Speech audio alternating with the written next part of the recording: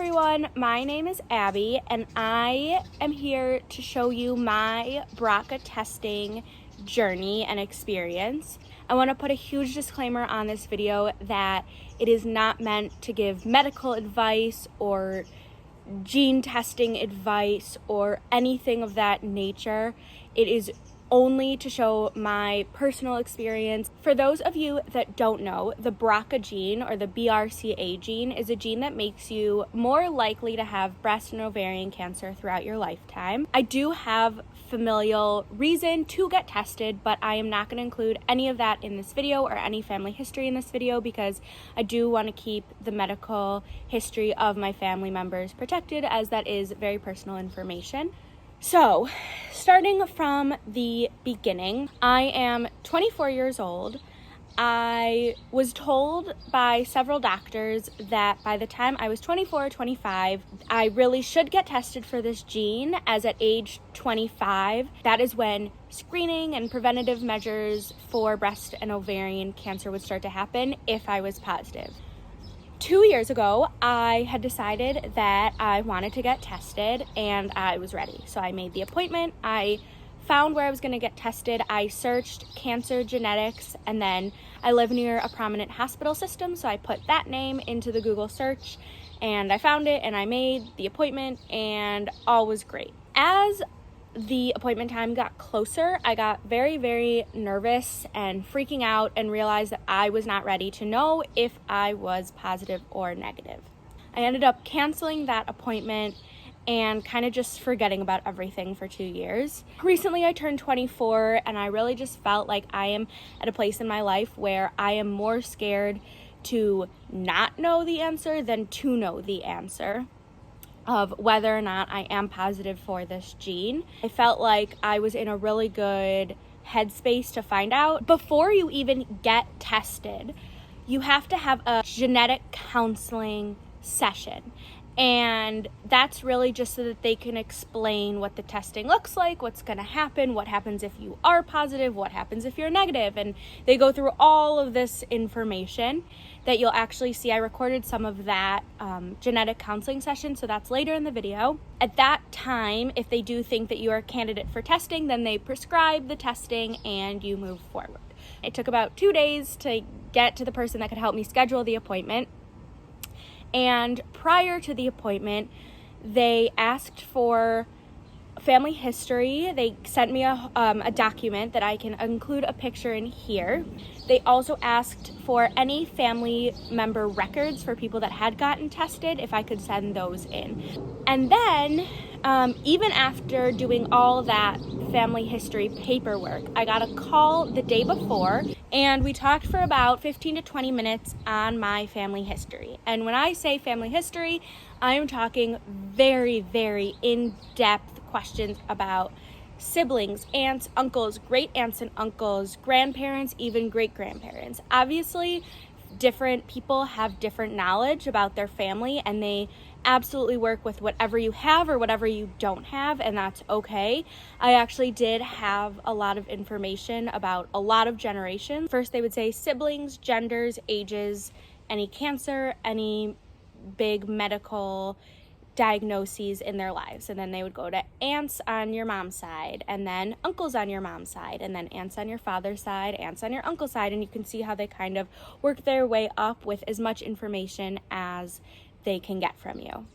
Another thing that I did make sure to do before my genetic counseling session was to call my insurance and make sure that I was going to be covered for everything moving forward. So I had the genetic counseling center give me CPT codes, which are codes that reference the type of service or medical treatment that you're getting. So in this case, I got the code for the genetic counseling session and I called my insurance and I gave them the numbers and asked if they would be covered. And then the insurance company also talked with me about if I were to get tested, how that would look in terms of coverage. Genetic testing can be extremely expensive, so this is a very, very important step.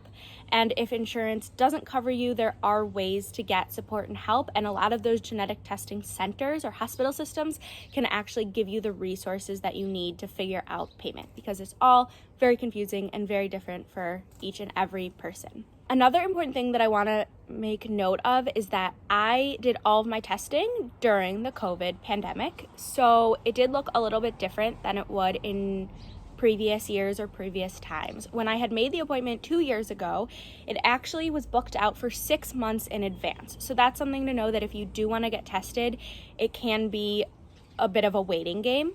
And it's something that if you are thinking about, it's good to just make the appointment and cancel it later, just so that you have it and you can kind of make your other decisions later.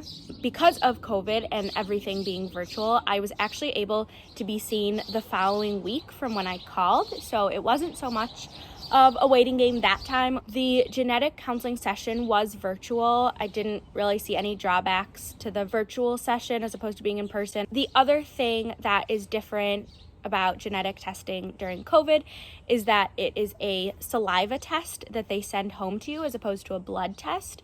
So I did ask if a blood test was just as effective as the saliva test, and they said that it is just as effective. So I felt comfortable moving forward with that.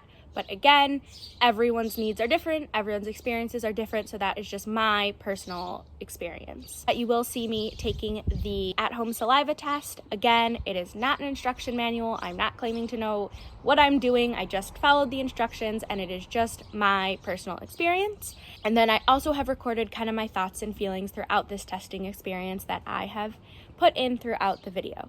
So I have no idea if this will even get posted, but I just got done with my first consultation for the BRCA gene. It was a lot of information. It was really overwhelming. I already had a lot of information, but just hearing it like as reality was just, it was overwhelming. It was a lot, but definitely overall positive.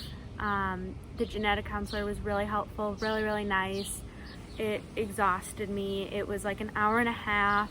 I got to ask all my questions. It was hard because, like, you know, it's like, how many questions do you ask as like a what if, and then how many of those questions do you wait till like you actually have the answer? So it was kind of like, I did kind of ask all the questions as if like, you know, I was positive, because I wanted to have all the information. But I don't know, a lot to think about. One of my questions was, how many decisions or things do I make prior to, you know, the answer of the test? And, you know, they were like, it's really like a personal decision, and I get that, but it's kind of just like, you know, so much unknown. Overall, it takes 3 to 4 weeks to get the testing results. It takes about a week to get the saliva sample sent to your house, and then 3 weeks from when the lab receives it. So that is it for now. I need to go take a nap because that was exhausting. This is the saliva test that came to me in the mail. So when I opened it up, it had a little plastic container that contained the actual saliva test. It also came with an instruction booklet, and it had visuals, so it was really easy to follow, which was really nice. There were also shipping instructions, and then a little card for you to write all your personal information on that you include in the shipment. Now I'm taking the actual test, so you write your name and your birthday on the container, and then you rub your cheeks to help you be able to get more saliva. I'll spare you me actually doing the test. And then you close the lid, which lets this other liquid through, and it's a little mixture. You take that top off, put a new top on, you shake it 5 times, and then you put it into a biohazard bag, and then you put it into the shipping bag, seal it up, and you're good to go. I just took the test. I kind of feel a little nauseous. I think it's just like the first time that it's all felt like really real. Seeing it all sealed up. It's out of my hands now. I mean, it's always been out of my hands, but like seeing it literally out of my hands, that's where I'm at. Another thing that I want to mention is that at the time that I am making this video, I do not have my results. So I don't know if I'm positive or negative. I don't know if I'll share those results once I get them, but I really just wanted to make this video about getting genetic testing and what it looks like and how it happens.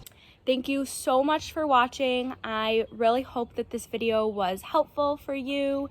And if you have any questions, feel free to put them in the comments or DM me. I will leave my Instagram below. I hope that you were able to see what genetic testing looks like, what happens during it, questions that maybe you didn't even know you had.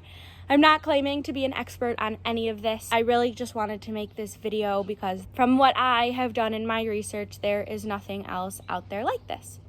So thank you so much. Bye.